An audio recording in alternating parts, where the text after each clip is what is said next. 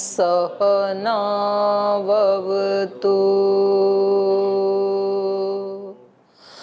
सहनौ भुनक्तु सह वीर्यं करवावहै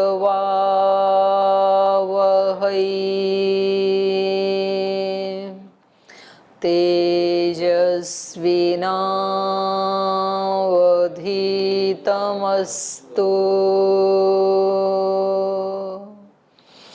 मा विद्विषावहै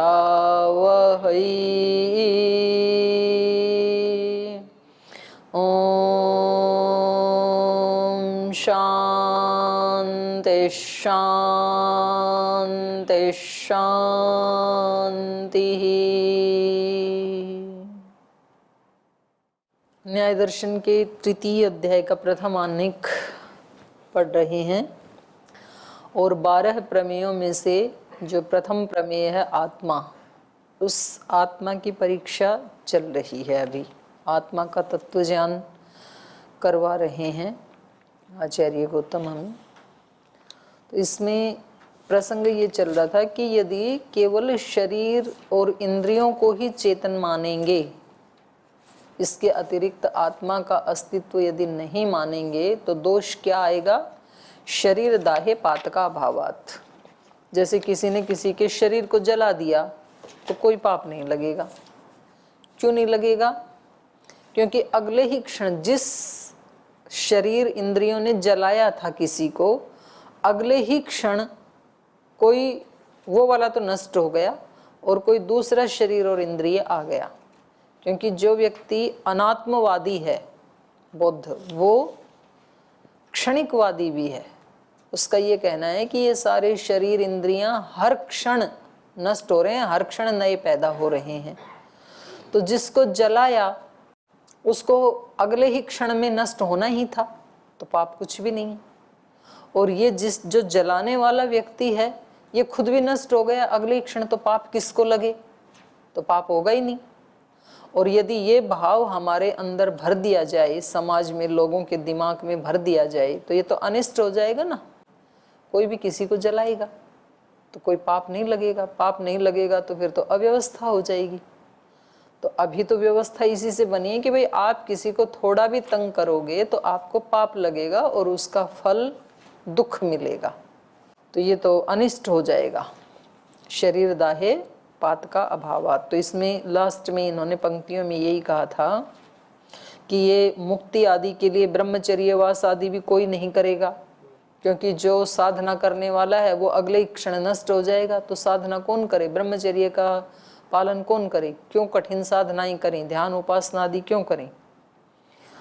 तद यदि देहादि संघात मात्रम सत्वम स्यात् शरीर दाहे पातकम न भवेत अनिष्टम च एतत्। और ये तो बड़ा अनिष्ट है। तस्माद् देहादि संघात व्यतिरिक्त आत्मा नित्य इति।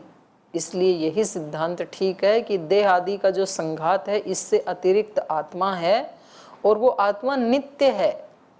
अभी भी जो कुछ करेंगे, ये आत्मा जो भी इन शरीर आदि के माध्यम से जो करेगा, उसका फल निश्चित रूप से इसको मिलना ही है। आज नहीं तो कल, कल नहीं तो अगले जन्म में। तो तभी तो व्यक्ति पाप से बच पाएगा कि मैं जो करूँगा वो मुझे ही मिलने वाला है।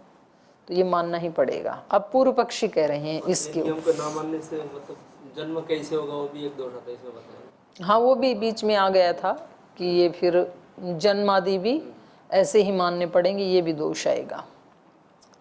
अब ये इसके ऊपर पूर्व पक्षी आक्षेप कर रहे हैं सूत्र के ऊपर। ये कह रहे हैं तद अभावः सात्मक प्रदाहेपि तन्नित्यत्वात्। कह रहे हैं ये जो आप पातक की बात कह रहे हैं, जिस सिद्धांति के मत में आप ये कह रहे हैं कि पाप तो मानना ही पड़ेगा, तद अभाव, उस पाप का तो अभाव ही है। सात्मक प्रदाहे अपि, जब आप इस सारे संघात को आत्मा सहित मानते हैं, आत्मा सहित शरीर को जब जलाते हैं, तो उसके जलाए जाने पर भी तद अभाव है, पाप का तो अभाव ही है। क्यों? तद नित्यत्वात्, आत्मा तो नित्य है। आत्मा का तो कुछ बिगड़ता ही नहीं है। तो जिसका बिगड़ रहा है वो तो आत्मा है ही नहीं। तो जब आप आत्मा को मानो तो भी आत्मा नित्य है, तो बेशक कितने भी शरीरों को जलाओ, उसका तो कुछ जलेगा नहीं। तो ये पूर्व पक्षी कह रहा है आपके पक्ष में भी पाप नहीं लगेगा, आप आत्मा अलग से मानो तो भी पाप नहीं लगेगा। कैसे? यस्यापि नित्येन आत्मना सात्मकम शरीरम दह्यते तस्यापि शरीर दाहे पातकम न भवेत् दग्धुः। यस्यापि, जिस आप सिद्धांति के मत में भी नित्येन आत्मना, आत्मा नित्य मानी जाती है, उसके मत में भी सात्मकम शरीरम दह्यते, जो आत्मा सहित सात्मक शरीर को जो जला देते हैं, तस्य अपि, उसको भी शरीर दाहे पातकम न भवेत्, शरीर के जला देने पर पाप नहीं लगेगा। दग्धुः, जलाने वाले को। कस्मात्, क्यों नहीं लगेगा? नित्यत्वात् आत्मन है, क्योंकि आत्मा तो नित्य है। तो नित्य को तो पानी में डालो, अग्नि में डालो, उसका क्या बिगड़ना है। न जातु कश्चित नित्यम हिंसितुम अर्हति, कोई नित्य वस्तु की हिंसा कर ही कैसे सकता है भला। और यदि हिंसा हो जाए, अथ हिंसते नित्यत्वम अस्य न भवति, फिर कैसी नित्य वो। तो नित्य के साथ तो जो मर्जी दुर्व्यवहार करो, जब आत्मा नित्य है तो ये पूर्व पक्षी का कहना है। सा इयम एकस्मिन् पक्षे हिंसा निष्फला अन्यस्मिन् तु अनुपपन्ना इति। तो पूर्व पक्षी की बुद्धि देखो, कह रहे हैं सा इयम, वह जो हिंसा या पातक है, वो एकस्मिन् पक्षे हिंसा निष्फला, हमारे पक्ष में तो वो हिंसा निष्फल ही है कि भाई जिसने हिंसा की उसको पाप नहीं लगेगा। तो हम तो कम से कम हिंसा को तो मानते हैं, पर वो हिंसा निष्फल है, हम तो इतना ही मानते हैं। अन्यस्मिन् तो अनुपपन्ना इति, आपके पक्ष में तो हिंसा उपपन्न ही नहीं होगी, क्योंकि आत्मा नित्य है, तो हिंसा होगी ही नहीं आपके पक्ष में। तो आपका पक्ष तो और ज्यादा खतरनाक, ऐसे कह रहा है पूर्व पक्षी। तो इसका उत्तर दे रहे हैं ये, न कार्याश्रय कर्तृवधात्। सिद्धांति कह रहे हैं न, ये उचित नहीं है कि आत्मा को हम नित्य मानते हैं तो इसका मतलब ये नहीं है कि शरीरों के साथ जो मर्जी दुर्व्यवहार करो, ये उचित नहीं है। क्योंकि हमारे मत में भी हिंसा, हम आत्मा की हिंसा को हिंसा नहीं मानते हैं, बल्कि कार्याश्रय कर्तृवधात्, उस आत्मा का जो कार्य, कार्य का मतलब है यहाँ पर सुख दुख संवेदन आदि, सुख दुख आदि का जो आश्रय है, अर्थात शरीर। सुख दुख आदि कहाँ रहते हैं? शरीरों में, मन आदि में, इंद्रियों में। कार्याश्रय, सुख दुख आदि का जो आश्रय अर्थात शरीर, और कर्त्री माने जो इंद्रियां हैं, जो सब कर्म करती हैं, उनका वधात, उसके वध को हम हिंसा मानते हैं। माने शरीर इंद्रिय आदि की हिंसा को ही हम हिंसा मानते हैं, न कि आत्मा की हिंसा को हिंसा मानते हैं। आत्मा की तो हिंसा होती नहीं है, तो हिंसा से पाप लगता है, ये जो बात हम कह रहे हैं, ये किसकी हिंसा की बात कर रहे हैं हम? शरीर इंद्रियों की हिंसा की बात कर रहे हैं भाई साहब। न ब्रूमो नित्यस्य सत्वस्य वधो हिंसा, हम ऐसा नहीं कह रहे हैं कि जो नित्य आत्मा है उसका वध हिंसा है, उसका तो वध हो ही नहीं सकता जो नित्य है। तो क्या कह रहे हैं हम? अपितु अनुच्छिति धर्मकस्य सत्वस्य कार्याश्रयस्य शरीरस्य, यहाँ अल्पविराम लगा लीजिए। बल्कि हम किसको हिंसा कह रहे हैं? जो अनुच्छिति धर्म वाला आत्मा है, अनुच्छिति धर्मकस्य सत्वस्य, जो अनुच्छेद धर्म वाला आत्मा है, उस आत्मा का जो कार्याश्रय शरीर है, उसके वध को हम हिंसा कह रहे हैं। और किसको कह रहे हैं? स्व विषयोपलब्धेश्च कर्तॄणाम इंद्रियाणाम उपघातः पीड़ा वैकल्य लक्षण प्रबंधोच्छेदो वा प्रमापण लक्षणों वा वध हिंसा इति। तो हम उस शरीर की हिंसा को हिंसा कह रहे हैं। और दूसरा स्व विषयोपलब्धेश्च कर्तॄणाम, अपने अपने विषयों की उपलब्धि में, प्राप्ति में जो करता हैं। तो अपने अपने विषयों की उपलब्धि कौन करता है? इंद्रियां। रूप का उपलब्धि चक्षु करता है, शब्द का श्रवण इंद्रिय करता है, गंध का ग्रहण करता है, तो अपने अपने विषयों को ग्रहण करने में ये करता है। तो उन कर्ताओं का जो उपघात है, माने इंद्रियों को जो कष्ट देना, उसको हम हिंसा कहते हैं। शरीर का वध कर देना, उसको हम हिंसा कहते हैं। और पीड़ा, उसको वैसे भी कष्ट देना, बेशक आप उसकी हिंसा ना करें, किसी के शरीर को, इंद्रियों को पीड़ा देना, ये भी क्या है? हिंसा है। वैकल्य लक्षण, विकलता लक्षण वाला कोई प्रहार करें, किसी का पैर तोड़ दिया, हाथ तोड़ दिया, तो ये भी क्या है? हिंसा। वैकल्य लक्षण प्रबंधोच्छेदो वा, या प्रबंध का ही उच्छेद कर देना, प्रवाह का ही, शरीर के प्रवाह का माने जान से मार देना। प्रबंधोच्छेदो वा प्रमापण लक्षणों वा, पूरी तरह से मार देना ही वध हिंसा इति, इसको हम वध और हिंसा कहते हैं। माने किसी के शरीर को सताना, या उसके किसी अंग में विकलता ला देना, या तो इंद्रियों को नष्ट कर देना, या शरीर का उपघात करना, इस सब को हिंसा कह रहे हैं हम। आत्मा की हिंसा को हिंसा नहीं कह रहे हैं। तो सूत्र में जो था ना कार्याश्रय, तो यहाँ कार्य को समझा रहे हैं खोल के, ये कार्य क्या है? कार्यम तु सुख दुख संवेदनम, कार्य क्या है? सुख दुख का संवेदन। तो कार्याश्रय क्या हुआ? सुख दुख के संवेदन का आश्रय। सुख दुख के संवेदन का आश्रय क्या है? शरीर और इंद्रियां। तो सुख दुख संवेदनम तस्य आयतनम, उस सुख दुख के संवेदन का जो आयतन है, अधिष्ठानम जो अधिष्ठान है, आश्रय जो आश्रय है, वो क्या है? शरीरम, वो शरीर है। तो उसको हमने सूत्र में क्या कहा? कार्याश्रय। कार्याश्रयस्य शरीरस्य, इसलिए सूत्र का अर्थ क्या हुआ? सुख दुख संवेदन का जो आश्रय शरीर, उस शरीर का, और स्व विषयोपलब्धेश्च कर्तॄणाम इंद्रियाणाम, और अपने अपने विषयों की उपलब्धि में जो करता है ऐसी इंद्रियों का वध हिंसा, उसको हम हिंसा कह रहे हैं। न नित्यस्य आत्मा, न नित्य आत्मा की हिंसा को हिंसा नहीं कह रहे हैं, क्योंकि नित्य आत्मा की हिंसा तो होती ही नहीं है। तत्र यदुक्तम तद अभाव सात्मक प्रदाय अपि तन्नित्यत्वात् इति एतत् अयुक्तम। तो ये जो इन्वर्टेड कोमाज लगे हैं ना, ये अयुक्तम के आगे लगा लीजिए, ये बीच में लगा दिए इन्होंने, और इसको मिला लीजिए, ये जो अलग है इसको।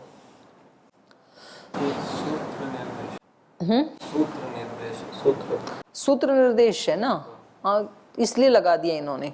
तन्नित्यत्वाद यहाँ तक तो होना ही चाहिए, लेकिन तो ये बीच में आ गया ना। तो ये कह रहे हैं कि ये जो आपने कहा था तद अभाव सात्मक प्रदाहे अपि, कि आत्मा सहित शरीर को जला दें तो भी पाप का या हिंसा का अभाव है, क्योंकि उसके नित्य होने से एतत् अयुक्तम, ये आपका कथन उचित नहीं है। यस्य सत्वच्छेदो हिंसा तस्य कृतहानम अकृत अभ्यागमश्च इति दोषः। और कह रहे हैं यस्य सत्वच्छेद हिंसा, जिसके पक्ष में, जिस पूर्व पक्षी के मत में सत्वच्छेद हिंसा, आत्मा का उच्छेद हो जाना, इसी को हिंसा कहा जा रहा है, तो उसके मत में तो एक और भी दोष आ जाएगा फिर, कृतहानम अकृत अभ्यागमश्च।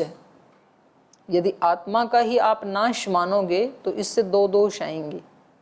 एक तो कृतहानम, जिसने हिंसा की थी तो उसके पाप की तो हानि हो गई, क्योंकि वो तो अगले क्षण किसी को मार के और खुद भी मर गया अगले क्षण, क्षणिक है ना। तो इसको तो किए हुए का फल मिला ही नहीं, तो क्या दोष आ गया? कृतहानम, किए हुए का हान हो गया। और अकृत अभ्यागमश्च, जिसने किया ही नहीं उसको फल मिलेगा।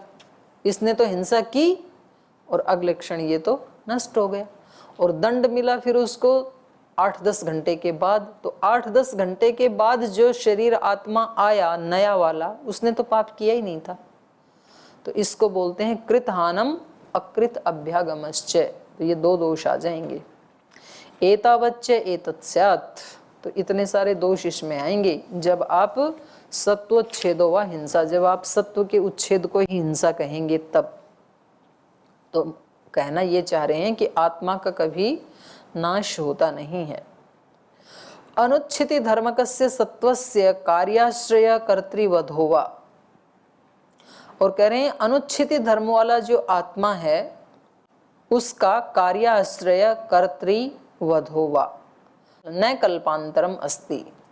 तो इसलिए जब वध कहते हैं या हिंसा कहते हैं तो आत्मा का जो आश्रय है शरीर आदि उसकी हिंसा को ही हिंसा मानना पड़ेगा, न कल्पांतरम अस्ति। इस यहाँ और कोई विकल्प ही नहीं है, क्योंकि यदि आप नित्य की हिंसा को हिंसा मानेंगे तो पहली बात वो नित्य नहीं रहेगा, दूसरी बात कृत हानम अकृत अभ्यागमश्च, ये दोष आ जाएगा। इसलिए हिंसा कहने से आपको भी शरीर और इंद्रियों की हिंसा ही लेनी चाहिए, न कल्पांतरम अस्ति, और कोई दूसरा विकल्प नहीं है। सत्वोच्छेदश्च प्रतिसिद्धः, क्योंकि सत्व का उच्छेद तो होता ही नहीं है, वो तो हमने प्रतिषेध कर ही दिया, और वो तो आपने भी कर दिया।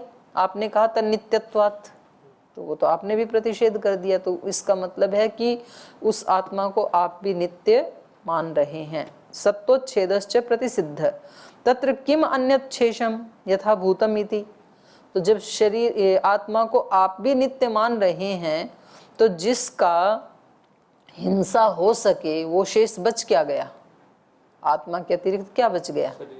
शरीर और इंद्रियां, वही बचा। तो आपको भी वही मानना पड़ेगा, ठीक है।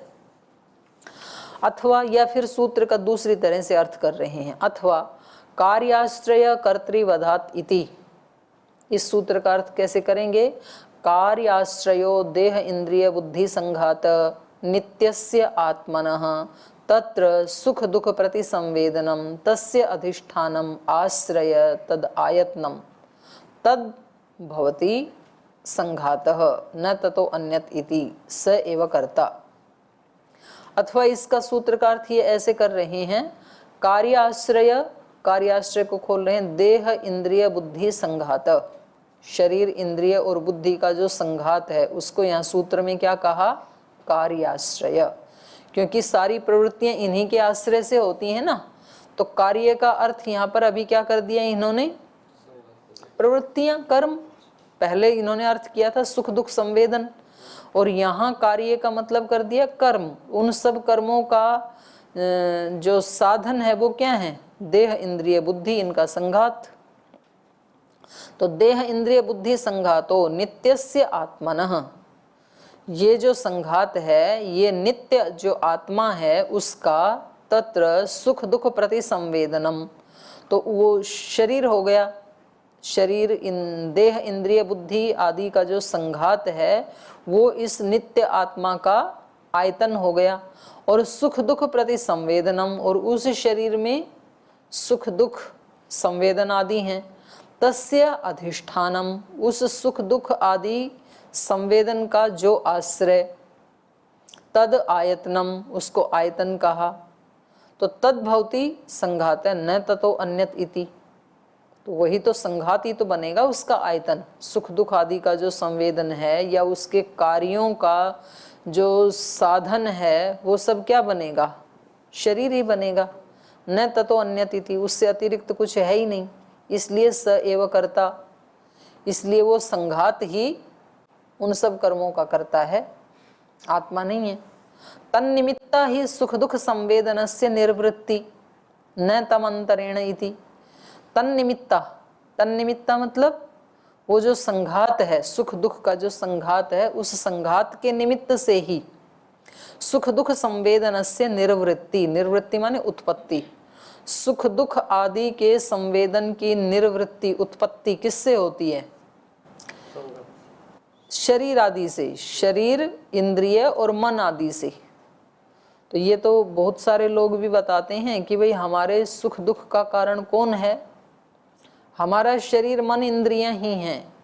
बाहर का व्यक्ति हमें सुख दुख आदि दे नहीं सकता, या बहुत कम दे सकता है। दे तो सकता है, पर उसको हम अपनी इंद्रियों से, मन बुद्धि से ज्यादा बढ़ा लेते हैं। वो तो देता है छोटा सा कण भर, और उसको सोच सोच के हम उसको बना लेते हैं मण भर या टन भर।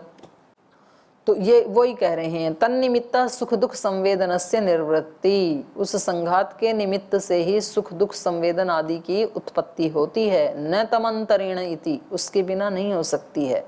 तस्य वधः, तो उस शरीर इंद्रिय आदि के संघात का जो वध, उपघात, पीड़ा, प्रमापणम, प्रमापणम मतलब होता है आमूल चूल मार देना, जान से ही मार देना, प्रमापणम व हिंसा, तो ये उस शरीर का कोई वध कर दे, कोई उसका उपघात कर दे, कोई उसको पीड़ा पहुंचा दे या उसको बिल्कुल जान से मार दे, उसको ही हिंसा कहा है। न नित्यत्वेन आत्मोच्छेद, नित्य आत्मा के उच्छेद को हिंसा नहीं कहा गया है, होता भी नहीं है। तत्र यदुक्तम तद अभाव सात्मक प्रदाहि अपि तन्नित्यत्वात् एतत् न इति, इसलिए जो आपने पिछले सूत्र में कहा कि आपके मत में भी दोष आएगा, वो कहना उचित नहीं है।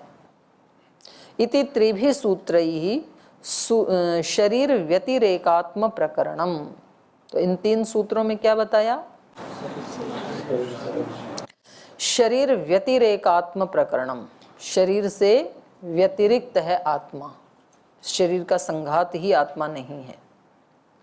अब आगे और चला रहे हैं, इतश्च देहादि व्यतिरिक्त आत्मा, और भी आपको हेतु दे रहे हैं कि शरीर ही आत्मा नहीं है, ये शरीर सब कुछ नहीं है, इसके पीछे एक आत्म तत्व भी है, तो उसको सिद्ध कर रहे हैं।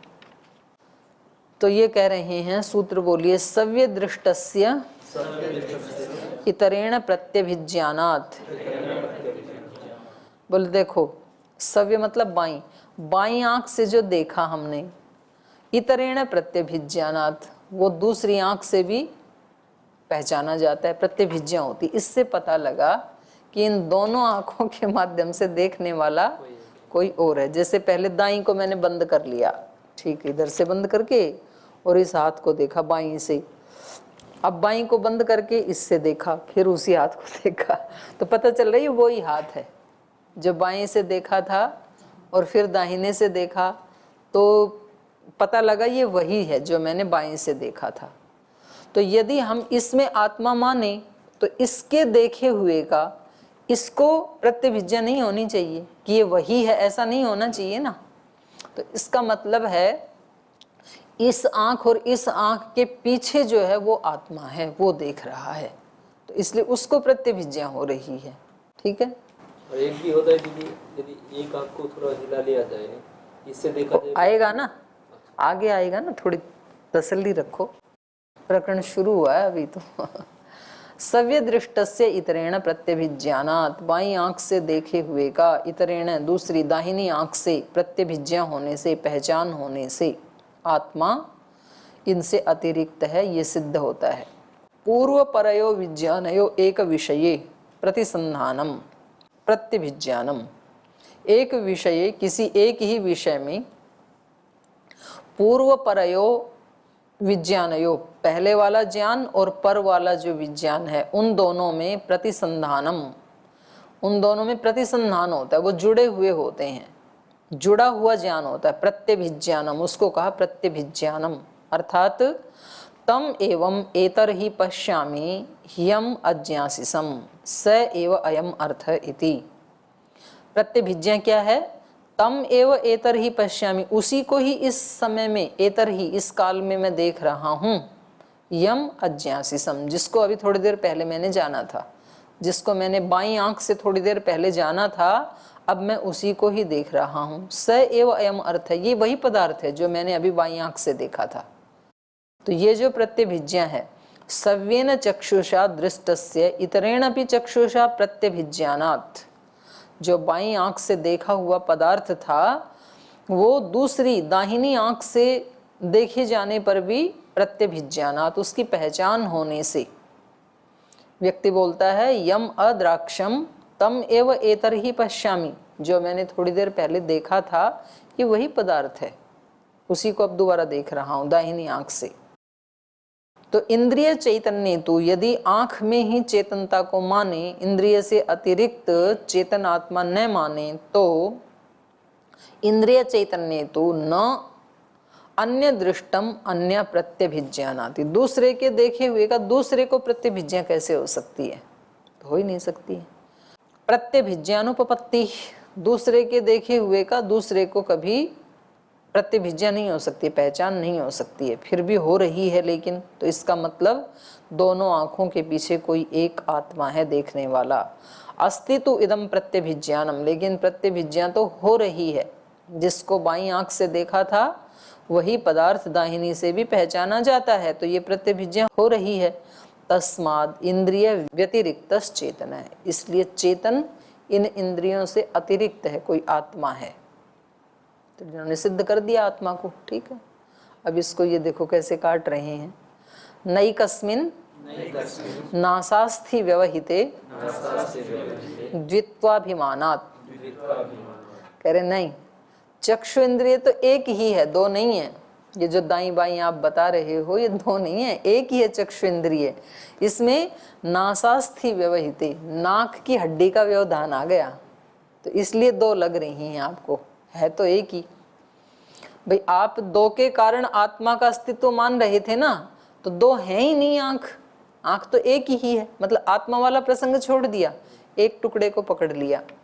ये बाईं दाईं आंख जो आप दो कह रहे हो ना, ये दो नहीं है, ये पूरी यहाँ तक एक ही चक्षु इंद्रिय है, और बीच में ये हड्डी आ गई बांस की तरह से। नासास्थि व्यवहिते द्वित्व अभिमानात्, इसलिए दो का अभिमान हो रहा है, भ्रम हो रहा है आपको दो का। बायां दायां ऐसा कुछ नहीं है, एक ही आंख। इसका नाम भी तो पूर्व पक्षी है ना, ये बड़ा बुद्धिमान है। पूर्व पक्षी मतलब होता है खंडन करने वाला हमारी बात का। एकम इदम चक्षुर मध्ये नासास्थि व्यवहितम तस्यांतौ गृह्यमाणौ द्वित्व अभिमानम प्रयोजयत मध्य व्यवहितस्य दीर्घस्य इव। एकम इदम चक्षुः मध्य, एक ही ये जो चक्षु है इसके बीच में नासास्थि व्यवहितम, नाक की जो हड्डी है ये इसका व्यवधान होने से, तस्यांतौ, और जहाँ इस व्यवधान का अंत हुआ यहाँ पर, वहां पर तस्यांतौ गृह्यमाणो द्वित्व अभिमान है, वहां दो का अभिमान होता है। प्रयोजयत मध्य व्यवहितस्य दीर्घस्य इव, जैसे इन दो के बीच में कोई एक लंबा सा, दीर्घस्य इव माने लंबा सा कोई बांस खड़ा कर दिया हो, जैसे एक कमरे के बीच में कोई लंबा सा बांस लगा दें तो दो का मिथ्या भ्रम हो जाता है। ऐसे चक्षु तो एक ही थी और दूसरे का भ्रम हो गया आपको। तो सिद्धांती कह रहे हैं नहीं नहीं, चक्षु दो ही हैं, एक नहीं है। अब दूसरा प्रसंग चल पड़ा चक्षु का, बात शुरू हुई थी आत्मा से, अब ये दूसरी बात में उलझ गए। तो कभी कभी ऐसे भी होता है ना, बातचीत में हम कहीं के कहीं चले जाते हैं। तो सिद्धांती कह रहे हैं यदि आंख एक होती तो एक विनाशे द्वितीय विनाशात नैकत्वम, एक का विनाश होने पर दूसरे का भी विनाश होना चाहिए था। ऐसा होता तो नहीं है, एक आंख फूट भी जाए तो एक तो रहती है ना। तो इसका मतलब आंख दो ही थी। यदि एक ही चक्षु इंद्रिय होता तो एक का नाश होने से दूसरी का भी नाश होना चाहिए था। तो इसलिए कहा नैकत्वम, एकत्व नहीं है, एक नहीं है चक्षु इंद्रिय, दो ही हैं। एकस्मिन उपहते च उद्धृते वा, एक आंख के उपहत हो जाने पर या उद्धृते व निकल जाने पर, मानो निकाल ही दिया एक आंख को, उद्धृते व चक्षुषी द्वितीयम अवतिष्ठते, दूसरी तो रहती है। एक आंख नष्ट हो जाए या निकाल दी जाए तो दूसरी रहती है। और चक्षु विषय ग्रहण लिंगम, और चक्षु का जो विषय है उसका ग्रहण भी करती है, रूप का ग्रहण करती है, देखती भी है। तो ये इस बात का संकेत है। तस्माद एकस्य व्यवधान अनुपपत्ति, इसलिए जो आप कह रहे हो ना कि चक्षु इंद्रिय एक ही है और उसमें नाक का व्यवधान आने से दो लग रही हैं, ये आपका कथन उचित नहीं है, एकत्व की अनुपपत्ति है। तो पूर्व पक्षी कह रहे हैं इसमें क्या क्या बात है, एक में भी तो ऐसे हो सकता है। अवयव नाशेपि अवयवी उपलब्धे है अहेतु। बोले ये जो आपने हेतु दिया कि एक आंख के निकल जाने पर भी दूसरी से दिखाई देता है, तो ये आपका हेतु ठीक नहीं है। जैसे किसी वृक्ष आदि का एक अंग कट जाए तो भी वृक्ष रहता ही है ना, तो एक के होने पर भी दिखाई दे सकता है, दो मानने की जरूरत नहीं है। उसके एक चक्षु इंद्रिय एक ही थी, उसके एक अवयव का नाश हुआ है तो चक्षु थोड़ी नष्ट हो जाएगी। वृक्ष एक ही था, उसकी कोई एक शाखा हमने काट दी तो वृक्ष थोड़ी नष्ट होगा। तो यहाँ पर आप जो कह रहे हैं ऐसी बात है।